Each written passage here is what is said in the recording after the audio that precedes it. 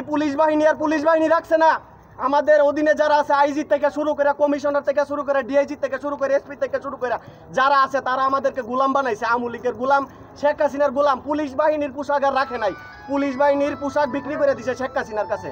আমরা আর পুলিশ নাই, আমরা পুলিশ লীগ হয়ে গেছি। আমাদের অভিভাবকদের কারণে আজকে তাদের মৃত্যু ঝুঁকি নিয়ে চলাফেরা করতেছে। কতজন পুলিশ মারা গেছে শুধুমাত্র আমাদের অভিভাবকদের কারণে। তারা পালিয়ে গেছেন, তারা তাদের যতটুকু পারছে তারা নিয়ে গেছেন। দেশের বাইরে তারা নিরাপদভাবে থাকার জন্য তাদের ব্যবস্থা করছেন। অন্যায় করলে তারা করেছে, অপরাধ করলে তারা করেছে, ব্যাংক লুটপাট করলে তারা করেছে, তাদের অ্যাকাউন্টে যদি টাকা ভর্তি করে তারাই ঊর্ধ্বতন কর্তৃপক্ষ আইজি থেকে শুরু করে তার সহকর্মী বিশেষ করে বিসিএস রায় করেছেন। আমরা আমাদের সহকর্মীরা, আমরা যারা চতুর্থ শ্রেণীর লেভেলে আছে, অধস্তন কর্মকর্তা যারা আছে, আমাদের আপনারা দেখতে পারেন আমাদের এমন কিছু আমরা করে নাই। রাস্তায় চেকিং করে করে আমাদের ভাইদেরকে পিটাইয়া পিটাইয়া হত্যা করতেছে, নির্বিচারে হত্যা করতেছে। আমাদের পরিবার কতটা বিপজ্জনকভাবে আছে, আমরা কতটা বিপজ্জনকভাবে আছি। রাতে 2টার সময় আমাদেরকে, 3টার সময় আমাদেরকে 5 তারিখ রাতে গণহত্যা করা হয়েছে বাংলাদেশে।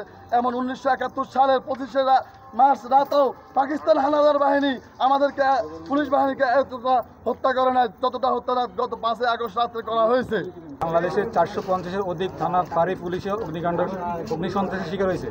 আমরা বলতে চাচ্ছি যে এই ধরনের কাজ যেই করুক, এটা সুস্পষ্ট তদন্ত, আন্তর্জাতিক তদন্ত করে তাদেরকে সুনির্দিষ্ট আইনের আওতায় আনতে হবে। আমাদের যে সকল পুলিশ ভাইরা শাহাদাত বরণ করেছে তাদেরকে রাষ্ট্রীয় মর্যাদায় তাদের হিসাব দিতে হবে। কত লাশ, আমরা এখনও লাশের সঠিক হিসাব পাই নাই, আমাদেরকে লাশের সঠিক হিসাব দিতে হবে। বাংলার মানুষের কাছে আজকে আমরা যেভাবে অপদস্থ হচ্ছে তার জন্য একমাত্র দায়ী আমাদের ঊর্ধ্বতন কর্তৃপক্ষ। এই ঊর্ধ্বতন কর্তৃপক্ষের কাছ থেকে আমি ঠিক আমরা সহকর্মীরা আজকে একতাবদ্ধ হয়েছে, তাদের জবাব দিতে হবে। আমি গেটের বাইরে যাইতে বুক কাঁপতেছে আমার। কেন আমার বুক কাঁপবে? কেন? আমি তো পুলিশ সদস্য, আমি অনিরাপদ কেন? আমাদের অভিভাবকদের কারণে। আমাদের পিআরবি সংশোধন করে সংবিধানের মধ্যে আইন পাশ করে নিতে হবে। যে সরকার রাষ্ট্র পরিচালনা করবে ওই সরকারের আজ্ঞাবহ হয়ে আমরা কাজ করব না। আমরা বিসিএস অফিসারের আজ্ঞাবহ হয়ে কাজ করব না, আমরা দেশের জনগণের আজ্ঞাবহ হয়ে কাজ করব। আমরা চাই আমরা পুলিশ বাহিনী হইয়া আমরা মানে দেশের জনগণের নিরাপত্তা নিশ্চিত করবো। এই পুলিশ বাহিনীর চাকরি করে আমরা মানে ভালো কিছু করতে চাই। মানুষ যাতে আমাদেরকে বলে যে না এটা পুলিশ বাহিনী, আমাদেরকে দেখলে যাতে গালি না দেয়, আমাদেরকে যাতে দেখলে ইজ্জত করে, তাদেরকে যাতে আমরা সর্বোচ্চ সেবাটা দিতে পারি। এখন বলতেছে আমাদের অভিভাবকরা যে নির্দেশনা দিবেন আমরা সেই অনুযায়ী কাজ করব না, আমরা কাজ করব না। আমরা আমাদের যে 11 দফা দাবি আছে আমাদের সেগুলো মানবে। আমরা কর্মবিরতি ঘোষণা করছি। পরবর্তী নির্দেশ হচ্ছে আমাদের এই দাবিগুলো মেনে যখন পুলিশ অ্যাসোসিয়েশন সম্পূর্ণ নতুন রূপে গঠন করবে তখন আমরা আমাদের কর্মবিরতি থেকে ফিরবো। এবং বাংলাদেশের একজন বরেণ্য আলেম আল্লামা দেলোয়ার হোসেন সাঈদী হুজুর উনি মারা গেছে। উনি মারা যাওয়ার পরে ওনার একটা ভিডিও আমি শেয়ার করছি। ওনার ভিডিওতে আমি লিখছি, হে আল্লাহ হুজুরকে জান্নাতের উচ্চ মাকাম দান করুন।